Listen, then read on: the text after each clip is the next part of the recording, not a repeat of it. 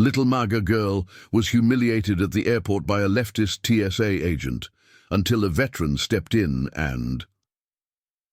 Subscribe to the channel right now to find out the end of this epic story and comment below which part of this great America you are watching from. The air in the international departure terminal buzzed not only with the rush and promise of distant destinations, but with a silent, almost palpable tension that only the ideological division and cultural toxicity of our times could create. The airport's soaring, impersonal glass ceiling reflected the whirlwind of emotions unfolding below, making the drama feel even more exposed and vulnerable. Our protagonist, the fearless but momentarily fragile little MAGA girl, just 14 years old, stood in the security line, the involuntary and agonizing center of a drama she hadn't sought. Her name was Joanne, but to the indifferent world surrounding her, she was, in that instant, a symbol of defiance and conviction. The visual epicenter of her ideological challenge was the bright red T-shirt she wore, emblazoned with the confident, smiling face of President Trump. The color, which for her represented strength and Republican tradition, seemed like a beacon of provocation in the neutral environment of the airport. She gripped a hot pink carry-on, vibrant and youthful, a stark contrast to the seriousness and austerity of the security checkpoint. The innocence of youth was confronting the hardness of ideology. Beside her, separated by the makeshift isolation of the TSA barrier, stood her parents in agonizing helplessness. They felt the cold terror of seeing their daughter isolated, targeted, and ultimately defenseless against authority. The velvet rope was a physical barrier, but the emotional distance was an abyss of despair. They could only watch, eyes fixed on their daughter, feeling every ounce of her humiliation. A few yards away, behind the conveyor belt and the metal detector, stood the man who represented the antithesis of everything Joanne and her family cherished. A TSA agent, dressed in a crisp uniform that should have represented law and order, but who carried an aura of ideological hatred so strong it disfigured him, transforming him into an enforcer of fury. This was Bartholomew, the radical leftist in the flesh, and he had turned his workplace into a pulpit for his personal revolution. His hair, dyed in an aggressive rainbow fade ranging from green to purple, and the resist pin on his lapel, featuring a clenched fist, left no doubts about the radical nature of his beliefs and intentions. He had hijacked a routine procedure, turning it into a stage for his toxic activism and petty tyranny. He kept Joanne waiting, rummaging through her small luggage with unnecessary and punitive rigor. The central conflict was evident, flagrant, patriotic. Innocence and a child's First Amendment right against the uncontrolled fury and intolerance of the socialist ideology threatening to crush her. The little MAGA girl felt the weight of every stare, the judgment of a crowd of rushed passengers, some curious, others disapproving. She took a deep breath, trying to maintain the composure her mother had taught her. She felt in her young heart that her freedom of speech, that most sacred and hard-won of American liberties, was about to be trampled by ideological hatred, and she was alone on the front lines of this culture war. The weight of loneliness hit her like a cold wave. Her parents were just desperate shapes behind the barrier. The other passengers were passive accomplices, mute spectators to a growing injustice. Her fear wasn't physical. It was the fear of suppression, the cancellation of her identity and her voice. She squeezed the handle of her pink suitcase, and her clear blue eyes, usually full of enthusiasm and light, were now clouded by a mix of confusion and panic. Agent Bartholomew examined her with cold derision, his lips curling into a sneer of contempt that seemed rehearsed. He was savoring every moment, feeling the power of his badge and position to inflict ideological pain. He was a hunter, and Joanne, the little MAGA girl, was his political prey. She could feel the heat of humiliation rising up her neck. A few yards away, entering through the main concourse, almost like a figure emerging from another time and place, walked a man with solemn dignity and a composure that betrayed a lifetime of service. He was a Hui veteran, and he was, for now, just a silhouette in the background. His medals, pinned with pride on the chest of his immaculate khaki service uniform, shone brighter than the overhead lights. He was General Thaddeus Sterling, a man for whom the word duty was not an abstract concept, but a creed he had lived and almost died by. He walked with a dark wooden cane, the only concession to his advanced age, but his eyes, though weathered, were alive and observant. He saw the scene unfolding: the frightened girl, the bright red shirt, the security agent with rainbow hair overflowing with fury, and the rope holding back the powerless parents.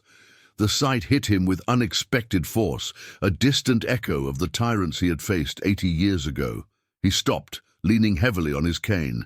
The tension was rising, and he knew that innocence was about to be crushed by intolerance. Chapter 1 ended with Joanne alone, feeling the full weight of ideological hatred, but with a silhouette of honor and duty hovering on the periphery, still uncertain if he would intervene. The precarious balance of the terminal was shattered with a bang, not a physical noise, but the sharp sound of ideological aggression. Bartholomew, the leftist, wasn't content with just confiscating the small plastic American flag Joanne used to decorate the handle of her hot pink suitcase. He treated it like a dirty rag, an object of offense that needed to be purified from the public space. He ripped the Stars and Stripes fabric with a quick, despicable and performative gesture, throwing the tattered pieces onto the airport floor as if they were filthy trash. The act was a visual and moral sacrilege for the little MAGA girl. "This," he bellowed, a vein pulsing in his dyed neck, his voice loud and authoritative, projected to echo through the sudden silence, "is not a symbol of freedom, but of systemic oppression. It is the banner of a regime that needs to be dismantled, and the man you idolize on that shirt of yours is the chief architect of American fascism." He pointed at the image of Trump on Joanne's shirt, his finger, with a fingernail painted black, almost touching the fabric, a gesture of pure threat, an invasion of the girl's personal space and dignity. Joanne's humiliation began to deepen, becoming physical and irrevocable. She had been taught never to confront authority, to be polite and compliant, but the flagrant injustice was a burden too heavy for her young, patriotic shoulders. She felt a sharp pain in her chest, not physical, but the pain of having her most precious values trampled. "That is my freedom of speech," she managed to whisper, her voice choked by panic and betrayal. The leftist Bartholomew laughed, a dry, dismissive, cruel sound that echoed in the coldness of the terminal. "Your freedom ends where our fight for social justice begins. This is a safe space, free from your hate, your privilege, and your dangerous propaganda." He took a step forward, closing the distance and using the hard edge of a folded document he was holding. He began to aggressively and deliberately scrub the image of the 45th president on Joanne's shirt. It was an act of psychological aggression, attempting to smear, erase, and nullify what she represented. He was trying to say, without words, that she and her beliefs were dirty and needed to be scrubbed from society. Joanne's panic, the little MAGA girl's breaking point, had arrived.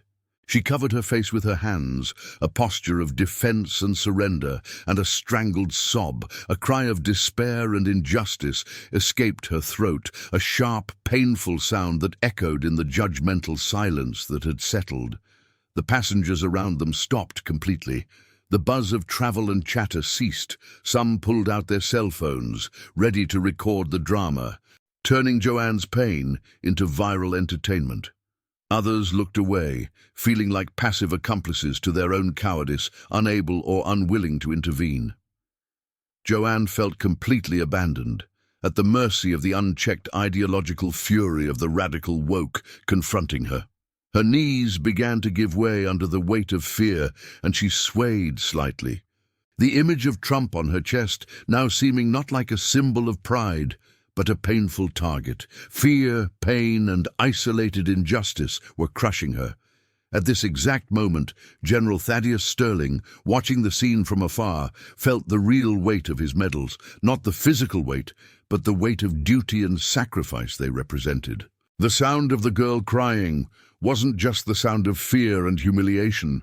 To the old soldier's ears, it was the sound of freedom itself being attacked, the sound of a tyrant, no matter how petty or ridiculous, exerting unjust power over the innocent. His eyes sharpened, and the righteous fury he thought had died in the trenches of Europe reignited in his chest. The little MAGA girl was on the brink of erasure, and the leftist was about to celebrate his victory. The tension was at its maximum. Joanne's despair reached its peak, and the stage was set for the dramatic intervention. The general tightened his grip on his cane, time pausing momentarily as he made his decision. The complication had reached its crest. Now, the action moved inexorably toward the turning point. The climax came with the force of a lightning bolt, breaking the oppressive silence of humiliation. Suddenly, a deep voice, tempered by command, unquestionable authority, and the experience of forgotten battlefields, cut through the air like a cannon shot. "Stand down immediately." Audit. The authority in the WW2 veteran's voice was so absolute, so filled with a history of sacrifice and legitimacy, that Bartholomew himself stopped, frozen. The leftist's arm, still extended over the girl, fell limp to his side. The radical woke turned, surprised, irritated, and panicked at being challenged to face the new threat, a figure from another century. General Thaddeus Sterling, nearly 90 years old, advanced slowly but with unwavering determination. His khaki uniform, perfectly pressed, adorned with service ribbons, the World War II Victory Medal, the Purple Heart and the Bronze Star, radiated an honor and moral authority that money, politics, and ideology could never buy or dispute. He leaned heavily on his cane, the metal striking the marble floor with a dry, definitive sound, but his ice-blue eyes fixed Bartholomew with a stare that seemed to look not just through his anger, but right into his petty soul. "Agent," the veteran's voice was now a contained thunder, every syllable loaded with weight and history. "You are violating the oath of your public office and, more importantly, the oath to the flag that I and millions like me defended with our blood. You are bullying a defenseless child for exercising her First Amendment rights, the most fundamental right of every American." Bartholomew, the radical woke, tried to regain control of the situation and his own voice, which now sounded thin and hysterical, losing all its previous arrogance. "This isn't about freedom, old man. It's about fighting the oppression and hate that this Trump ideology represents. You don't understand the struggle."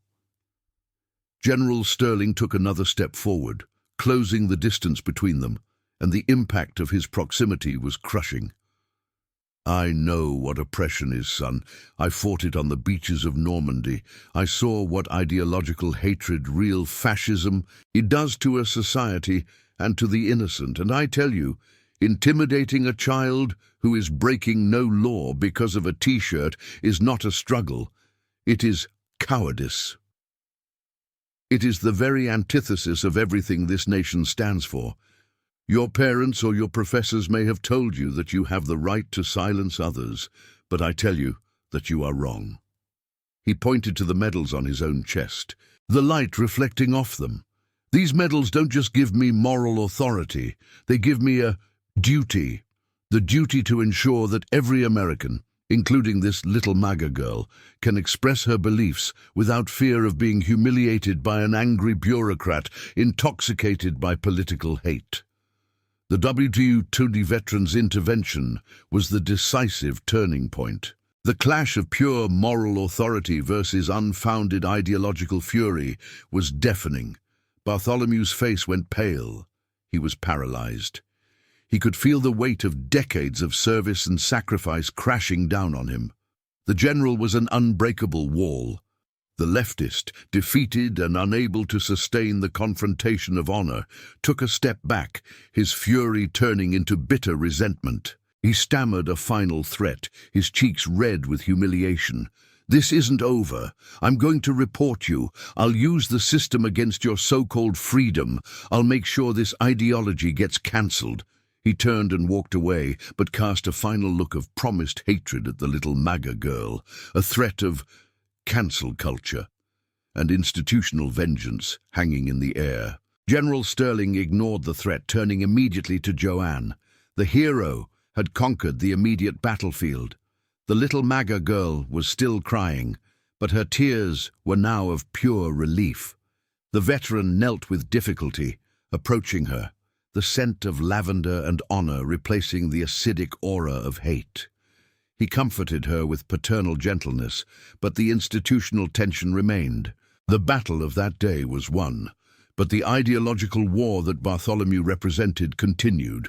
The order was restored, and the resolution was one of deep redemption and undeniable triumph, sealing the victory of traditional values over ideological tyranny. General Sterling, leaning on his cane, helped Joanne to her feet. The little MAGA girl, her face still wet but her spine visibly straighter, a sign that her dignity had been restored, smiled at him through her tears. The smile was fragile but honest, the first light after the storm of humiliation. The veteran looked gently at her. "My dear, do not cry. There is no shame in your patriotism. There is no mistake in loving your country and the president you chose to support. That is the beauty of America.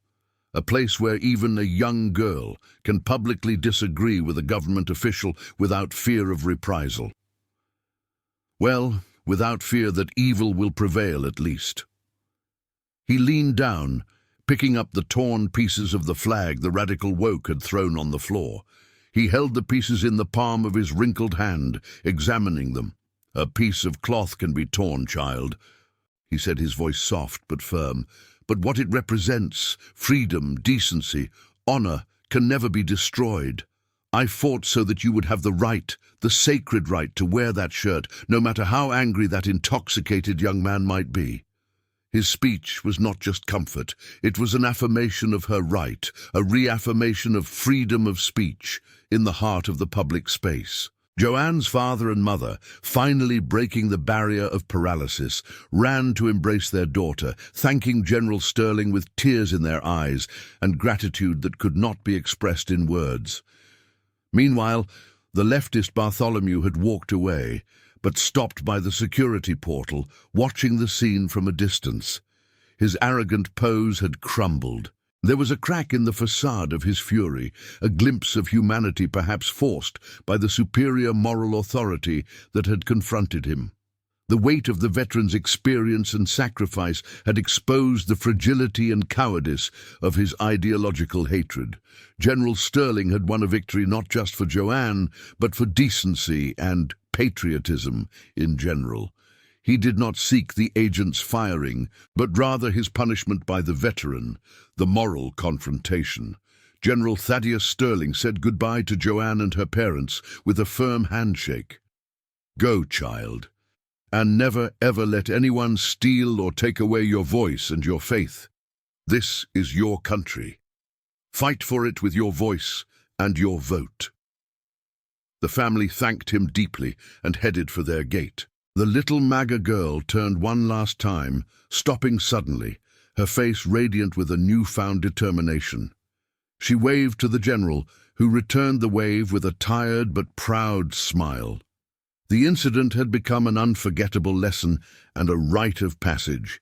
The little MAGA girl was no longer just a girl in a T-shirt. She was a fighter, whose honorable had been defended and restored by a figure of sacrifice. The final image was powerful and moving. The Yoweki veteran, the embodiment of honor and sacrifice standing in the airport, ensuring that the flame of a younger MAGA girl's freedom would not be extinguished. Chaos gave way to order, and faith in American values was reaffirmed in the heart of that little MAGA girl and everyone who witnessed the scene. Ideological hate, leftist, may be loud and aggressive, but it is always fragile when confronted with the unquestionable authority of history, sacrifice, and traditional American values. Justice and freedom of speech had triumphed. General Sterling had ensured the happy ending was sealed, promoting the growth of the little MAGA girl and reaffirming that patriotism and courage will always prevail over the tyranny of ideological hate.